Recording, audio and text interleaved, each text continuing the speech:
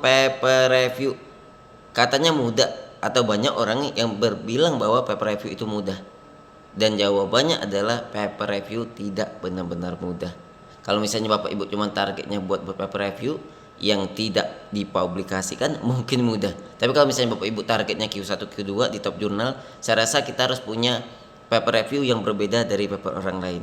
Itulah kenapa Bapak Ibu bisa lihat dua paper review saya ini, kenapa dia bisa accepted di top jurnal. Karena apa? Karena salah satu kunci yang pertama adalah berbeda atau dia punya ciri khas yang tidak bisa dibuat oleh orang lain.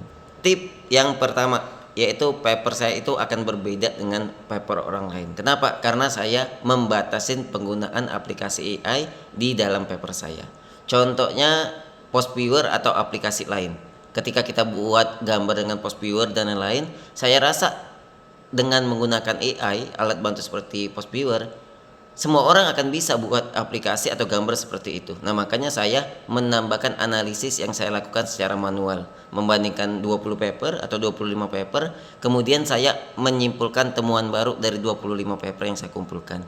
Ketika Bapak Ibu melakukan hal yang sama dengan saya, AI atau ChatGPT atau aplikasi lain tidak bisa menirunya. Artinya apa? Kita tuh bukan hanya mengumpulkan paper, tapi kita mampu menganalisis atau menemukan temuan-temuan yang baru atau yang kritis. Sehingga ketika Bapak Ibu baca paper saya, Bapak Ibu akan tahu kenapa paper saya bisa sampai acceptednya di top jurnal atau di Scopus Q1 Elsevier. Bapak Ibu coba baca itu.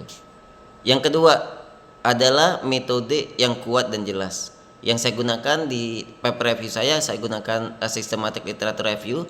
Saya menggunakan metode Prisma, di mana metode Prisma fokus kepada inklusi dan eksklusi atau bagaimana cara menemukan paper-paper terbaik. Tips yang pertama di dalam bagian ini adalah jangan menggunakan paper atau database yang non Scopus lagi. Fokuskan kepada Scopus dan fokuskan kepada Scopus yang Q1 sampai Q4. Yang kedua adalah kalau misalnya Bapak Ibu mau lebih luar biasa lagi, kumpulkan paper-paper yang terdiri dari Scopus dan WOS. Artinya apa? Artinya paper tersebut biasanya umumnya adalah paper-paper yang terbit di top-top jurnal. Yang ketiga adalah fokus kepada inklusi dan eksklusi. Ketika Bapak Ibu lihat inklusi dan eksklusi yang saya gunakan, Bapak Ibu akan melihat bahwa inklusi dan eksklusi ini menjadi dasar bagaimana paper-paper yang saya cari di database itu dapat menghasilkan paper-paper berkualitas yang dapat menjadi sumber utama yang sangat relevan pada paper review kita. Yang ketiga adalah Prisma metode. Bapak Ibu, Prisma metode Bapak Ibu bisa download di Prisma Statement. Tapi saya punya Prisma gambaran saya sendiri. Ini gambarnya.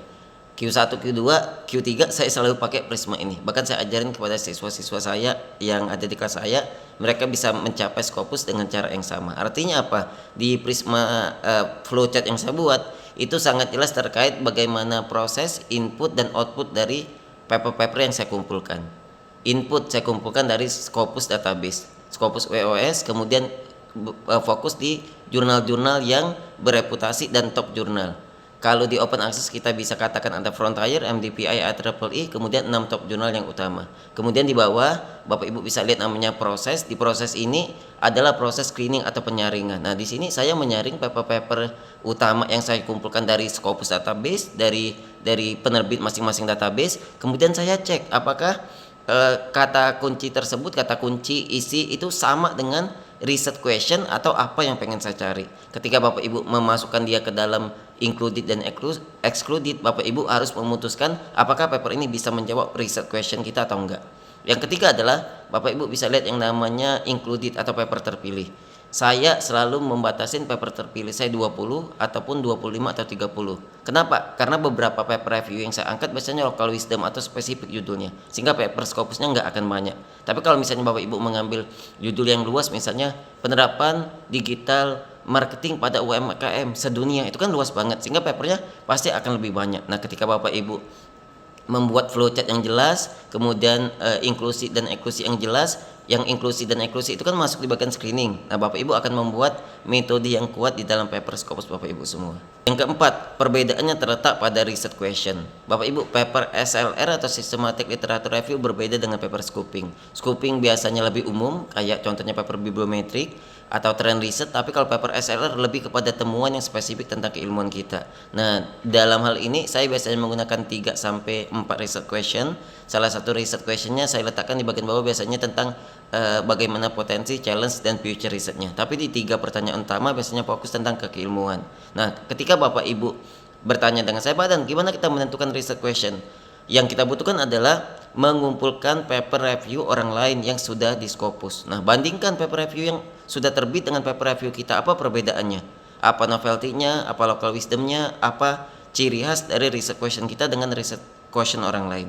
Ketika Bapak Ibu bisa membandingkan research question tersebut, Bapak masukkan di bagian introduction atau bab 1, paper Bapak Ibu akan kuat secara research question, dan research question ini akan menjadi temuan atau permasalahan dari atas. Di metode kita intisari lagi kata kuncinya apa, di hasil dan pembahasan akan dapat output dari paper-paper yang Bapak kumpulkan kemudian untuk menjawab research question tersebut. Dan seringkali Bapak Ibu nanya, Pak Dan, misalnya ada satu paper nih, dia bisa menjawab, bisa nggak, apakah paper tersebut yang terpilih harus menjawab 4 pertanyaan dari research question kita? Jawabannya adalah enggak. Kenapa?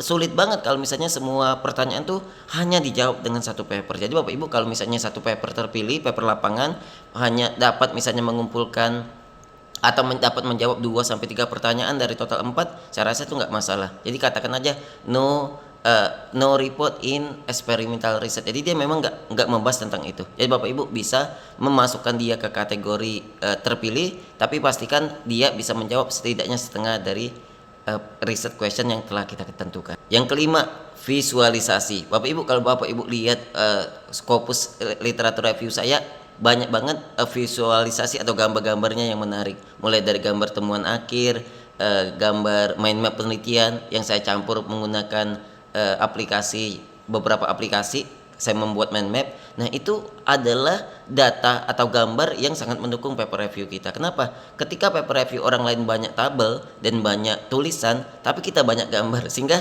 dengan banyak gambar paper kita tuh akan lebih menarik dan mudah dimengerti. Itulah kenapa saya lebih tertarik membuat banyak gambar temuan. Saya kumpulkan dari paper-paper lapangan terpilih. Ada juga saya pernah memodifikasi dengan gambar di laboratorium saya. Jadi saya mengambil gambar saya sendiri, saya masukkan ke paper review saya, dan itu sangat membuat paper saya itu lebih powerful ketika mau dikirim ke top-top jurnal.